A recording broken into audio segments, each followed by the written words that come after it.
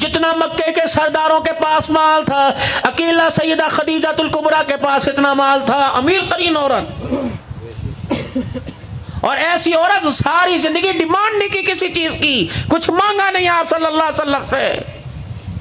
आखिरी वक्त आया, रहमत दो आलम सल्लल्लाहु अलैहि वसल्लम तशरीफ लाए। सुनो घरेलू जिंदगी, और घर जाके सोचना 40 साल से औरत घर में लाया हूं, 9 बच्चे 9 महीने पेट में उठा के फिरी, क्या मेरा रवैया इसके साथ ऐसा था?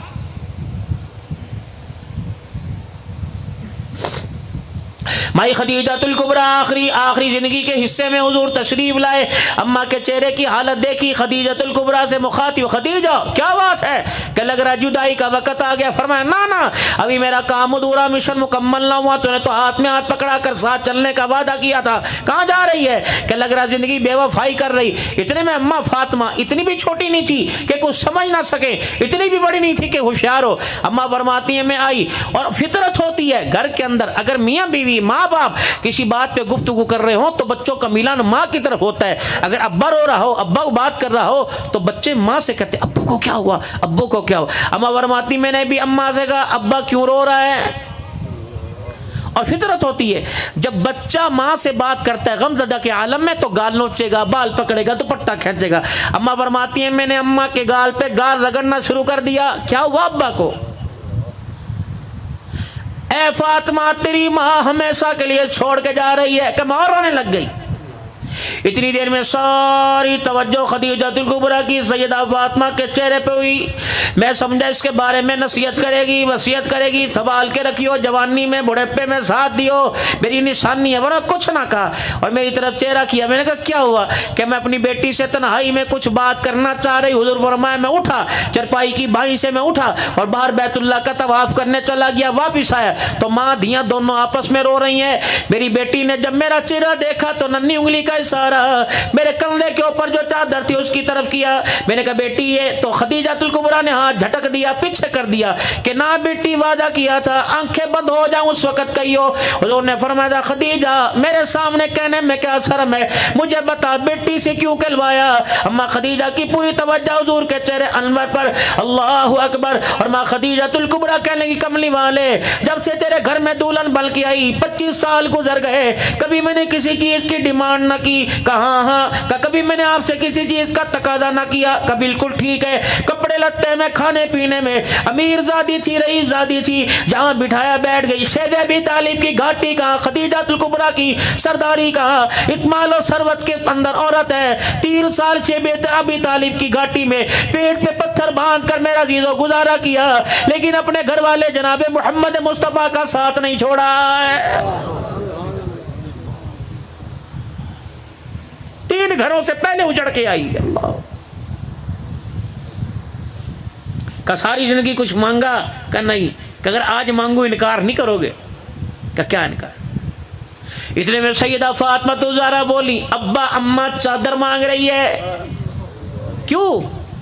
माँ खदीजातुल कुबरा कहने लगी कमली वाले मैंने सारी जिंदगी आपसे कुछ ना मांगा, अगर आपसे कुछ मांगू तो दोगे का क्या?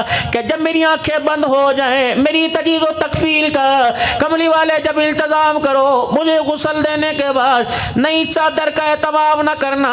आज मैं आपसे मुंह खोल के मांगू, होंठ खोल के मांगो, अगर आप मुझे कफन देना चाहो तो इस चादर में कफन दे देना, बस ये मेरी डिमांड है, ये मेरी ख्वाहिश है। फरमाया हुजूर फिर ऐसा रोए। अम्मा कहती हुजूर चुप ना हुए, रोते रोते फरमाया खदीजा मुझे तेरी सारी वफाएं याद आ गई। खदीजा मुझे वो वेला याद आ गया जब सारा माल तूने मेरी पैर की जुत्ती पे ला के रखा, 40,000 दिरहम तकिए से निकाल कर मेरे कदमों में रखे। ए खदीजा मैं भी वफादारी आज निभाऊंगा। तुझे किसने कहा कि घर वाला बेवफा? आज मैं नबी ऐसी वफादारी निभाऊंगा। ए खदीजा तूने इस चादर की बात की, रब्बे अकबर की कसम तेरे एहसान सामने आ गए, चादर छोड़ दे, चादर दूर की बात है। ए खदीजा आज तो मैं मोहम्मद के वजूद का टुकड़ा मांगती, वो भी उतार के तेरी झोली में डाल देता। यूं जिंदगी गुजरी। दुआ फरमाओ जी, क्या दुआ फरमाओ?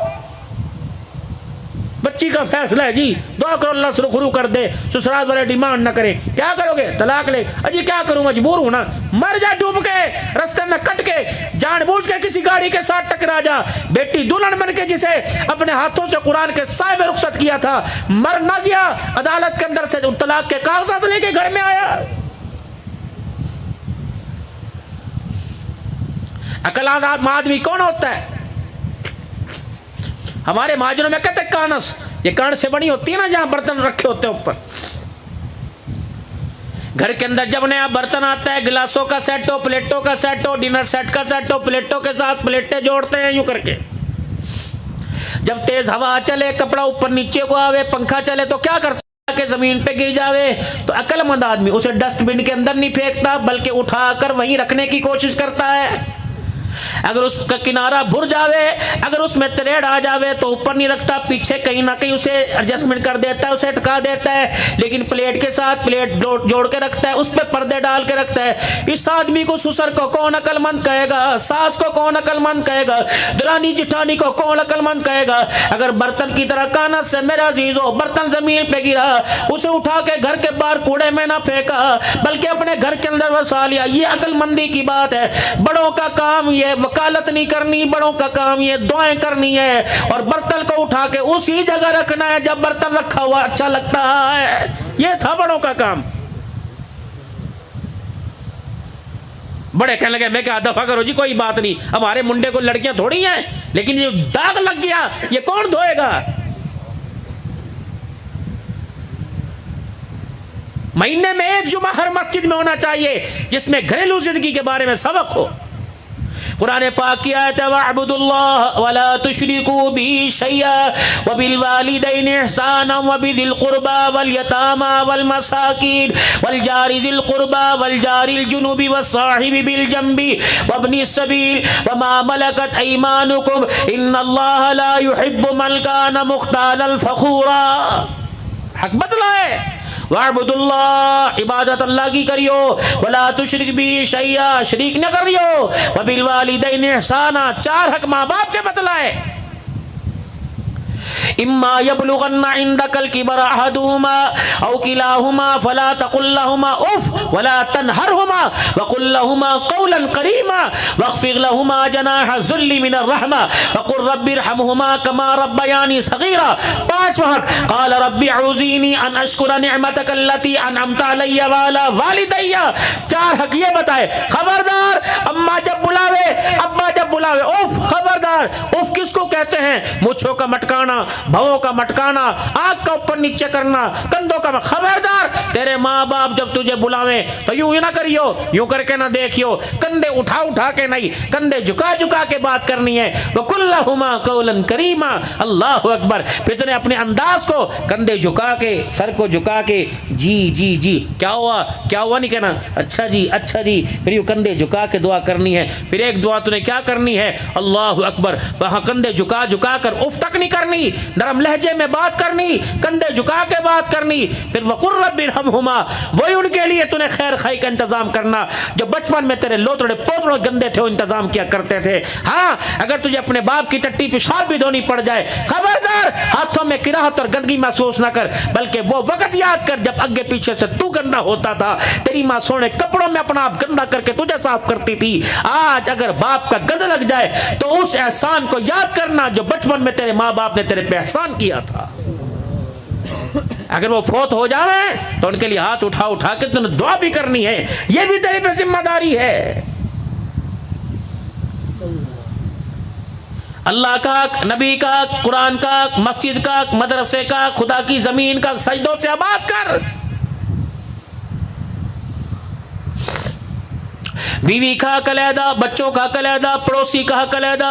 कुर्बान जाऊं सोने नबी सल्लल्लाहु अलैहि वसल्लम की मुबारक जात पर आपने गली के अंदर गुजरने का हक भी बतला दिया है। पूछो उलमा इकराम से, मेरा नबी खातिमुन नबीयीन का ताज पहनने के साथ एक इंजीनियर भी था सल्लल्लाहु अलैहि वसल्लम। गली कितनी चौड़ी होनी चाहिए? जिसके पास साइकिल आई उसकी थल्ली बन गई, जिसका मोटरसाइकिल उसका थल्ला बन गया, और जिसकी गाड़ी आ गई गली तो उसने अपने नाम ही सारी करा ली। कहते प्यो दिए, मेरे प्यो दिए। जमीन कहती ना तेरे प्यो दी ना दे प्यो दी, मैं अल्लाह दिया। पूछो उलमा इकराम से, दो ऊंट आपस में, एक ऊंट इधर से आ रहा, एक ऊंट इधर से आ रहा, दोनों आपस में गुजर जाए, उनके खाल की बाल तक भी आपस में ना टकरावे, कम से कम मोहल्ले की गली की इतनी चौड़ाई होनी चाहिए। इतने बड़े बड़े थल्ले, पूछा आपने? हज़रत अबू मूसा अशरी ग़ालिबन रज़ियल्लाहु ताला अन्हु का मकान है। ठक ठक, कौन? Umar bin Khattab. जी जी, छेनी थोड़ा है घर के अंदर। उनने कहा क्यों? कहा ये थल्ला बाहर निकला हुआ है, ये मुसलमानों के आम दरख्त की जगह है, जितनी थल्ला होना चाहिए था आपने इंची बाहर निकाल रखा। अगर आपके पास है तो मुझे दे दो, वरना मैं घर से ला के थल्ला तोड़ के बराबर कर देता हूँ। मोहम्मद की शरीयत किसी का रास्ता रोकने की इजाज़त नहीं देती है, सल्लल्लाहु अलैहि वसल्लम। कमाल है, जिसका दिल चाहा जिसको खिलाया पिलाया, जो मर्जी कर लिया, डबल छत्ती करके ऐसा छज्जा करा, अगलों के रास्ते रोक दिए। गांव देहातों के अंदर तो ये मिजाज और ख़राब है। जब फसल मेरे अजीज़ों कट जाती है, नई फसल की बिजाई के लिए ज़मीन हमवार होती है, कैसे कैसे प्लेट मार कर फल अंदर हमारी है जड्डी पूछ लंग के वखा। अल्लाह फरमाते हैं यहाँ मेरे बंदों को लगने नहीं देता, मैदान माशर के अंदर पुल सरात पे तू लंग के दिखाई हो, फिर मैं वहाँ आऊँगा। अबू मसऊद रजी अल्लाह तआला अन्हु की लौंडी आपकी बकरियां चरा रही, और बकरियां चराते चराते एक भेड़िया बकरी उचक के ले गया, खा गया। अबू मसऊद आगे बढ़े, थड़क करके मुंह पे थप्पड़ मारा। रहमत आलम सल्लल्लाहु अलैहि वसल्लम की निगाह पड़ी, अबू मसऊद होश से थप्पड़ मार, तेरे से ज्यादा ताकतवर भी कोई है, वो अल्लाह है।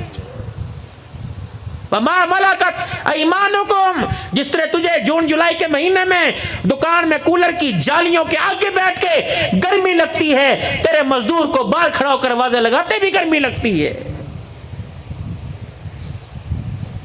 इमामुल अंबिया जानवरों का हक, रसूलुल्लाह सल्लल्लाहु ताला अलैहि वसल्लम एक बाग में खड़े हैं, एक ऊँट है लागर कमजोर, हुजूर के कान में कुछ कह के आंसू बहाने लग, कहाँ है इसका मालिक? या रसूलल्लाह, फरमाया तेरी दो शिकायतें कर रहा। पहली शिकायत ये, इसका जितना इसका वजूद है उससे ज्यादा वजन डाल रहा है, फिर इसको पेट भर के खुराक नहीं देता, काम ज्यादा ले रहा है, ये ऊँट कान में कहकर मैं मोहम्मद को अपना दुखड़ा सुना रहा है, ख्याल किया कर इसका। ये माशरा है, ये निजाम है, जिस निजाम को आप दुनिया के सामने पेश कर रहे हो। बेटी की शादी है, बीवी डरी डरी है, मुझे भी तो बताओ क्या कर रहे, मुझे भी, तेरी जुर्रत कैसी है बोलने की, चल तो अपना काम कर, तो अंडी रोटी तक रह कर, खबरदार मेरे मामले में ना बोल ले। देखा फिर मेरे भाई ने क्या किया था अपनी लुगाई के साथ, तो जानती नहीं मुझे। शुक्र कर खुदा का, ये तबलीग में 4 महीने लगे, मेरी नरमी आ गई, वरना पहला दौर तो मुझे देखा नहीं है। और सुवर जब ये काम करना था तो फिर जानवरों के बाड़े में रहता, औरत का घर के अंदर क्यों लेके आया?